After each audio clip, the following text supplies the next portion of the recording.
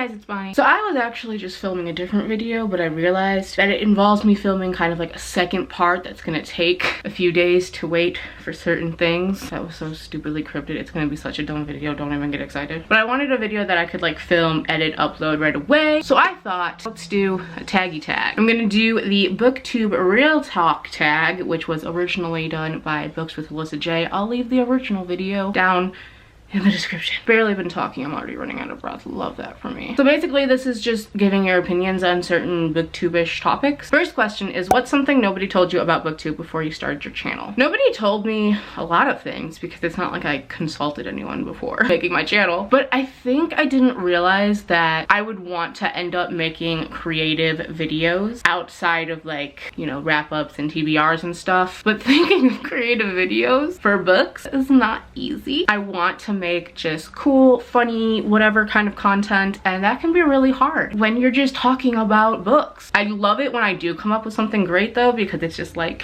I did that. But yeah, booktube is just so much different from other YouTube platforms, genres, because you have to read. That takes a long time. Even if you finish a book in like a couple days, it's still a lot of work, a lot of energy, and that's before you even sit down and make the video. If you're in a reading slump, it's like good luck, Charlie. So yeah, it's just very different from basically any other YouTube category because it involves a lot of shit and it's hard to constantly come up with new things because we're just talking about books. This next question kind of like piggybacks off of that. It's, what is your opinion on typical booktube videos, wrap-ups, TBRs, hauls, etc.? Wrap-ups and hauls I don't do because one, I don't really enjoy filming them, I've come to realize, and secondly because I kind of cover those topics in my reading vlogs. I much prefer to just pick up the camera when I finish a book and give my thoughts on it, or give my thoughts throughout reading it, because I feel like I'm able to really go into more detail and just have it all fresh in my mind and just give a better opinion overall than I would in a wrap-up. My memory when it comes to books, it's like, oh, I read that book 5 days ago. What was it about? And hauls, I just don't really buy enough books anymore to do regular hauls. I actually kind of have a video about that I'll leave linked down below if you haven't watched it. It's my discussion on lowering my TBR. And so when I do buy new books, I just show them in my vlog. So my vlogs just cover all that shit. As for TBRs, I don't do them because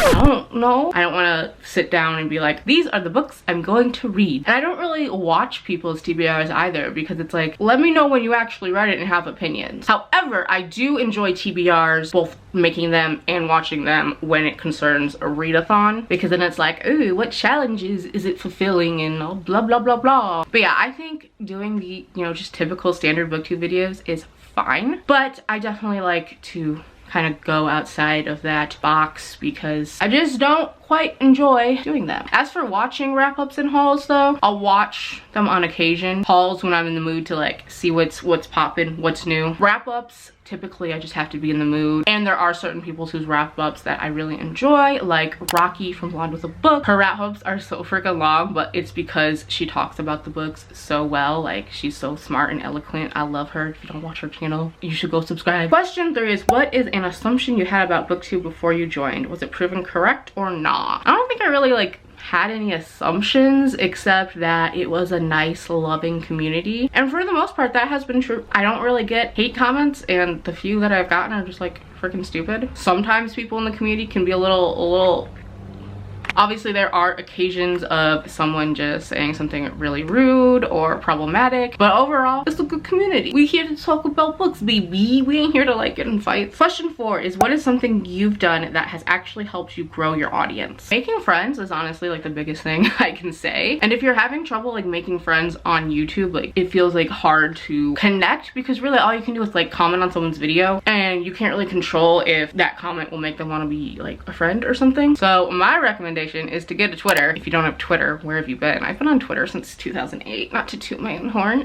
But I think there's so much happening on Twitter, and if you don't have a Twitter, you're definitely missing out because that's where I think friendships are really made. Recently, I've made a lot of my friends via Twitter, and then we just take that friendship over to Booktube and it's great. Question 5, what is a common mistake you see new booktubers making, or one that you made? I'm sure I made a whole lot of mistakes, so I go watch my old videos and I'm like, bitch. First of all, editing. No one wants to watch a video where you're pausing for 5 years, or you keep being like,